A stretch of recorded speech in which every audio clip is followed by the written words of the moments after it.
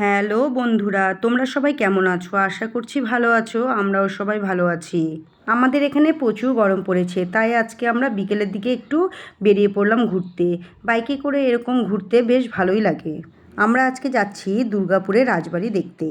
রায়গঞ্জ শহর থেকে আনুমানিক 10 কিলোমিটার দূরে 34 নং জাতীয় সড়কের পাশে ভূপালপুর গ্রামটি অবস্থিত। ভূপালপুর রায়গঞ্জ থানার অধীনস্থ।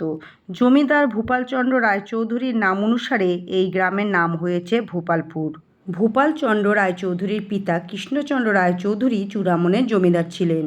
কৃষ্ণচন্দ্র রায়চৌধুরীর মৃত্যুর পর চূড়ামন জমিদার বাড়িটি বিধ্বংসী বন্যায় ভেঙে পড়ে। জমিদাররা অনেক চেষ্টা করেও জমিদার বাড়িটি রক্ষা করতে পারেনি। পরবর্তীকালে দুর্গাময়ী রায়চৌধুরী তার ছেলে ভূপালচন্দ্র রায়চৌধুরীকে নিয়ে এই ভূপালপুরে চলে আসেন। তখন ব্রিটিশ সরকার ভূপালপুরে লুপ্তপ্রায় বীরা নদীর তীরে এই বাড়িটিকে একতলা তৈরি করে দেন। কয়েক বছর পরে ভূপালচন্দ্র রায়চৌধুরী এই বাড়িটিকে দোতলা করে নেন। অন্যান্য জমিদাররা যেমন জোর করে কর আদায় করতেন, কিন্তু ভূপালচন্দ্র রায়চৌধুরী তেমন করতেন না। তিনি প্রজাদের ভীষণই ভালোবাসতেন। দুর্গাপুরের রাজবাড়িটি প্রায় 500 বছরের পুরনো।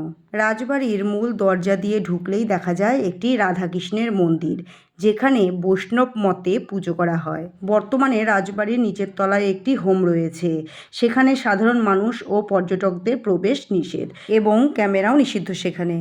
রাজবাড়ির পাশেই আম, জাম, কাঁঠাল, লিচুর বাগান আছে। শুধু তাই নয়, এখানে ফুলের বাগানও আছে। রাজবাড়িতে এসে সত্যি আমার ভীষণই ভালো লাগলো। তোমাদের কার কেমন লাগলো রাজবাড়িটি অবশ্যই জানিও। আর তোমরা কখনো রাজবাড়িতে এসেছো কিনা সেটিও জানিও। ভিডিওটি এখানে শেষ করছি। দেখা হচ্ছে পরের ভিডিওতে।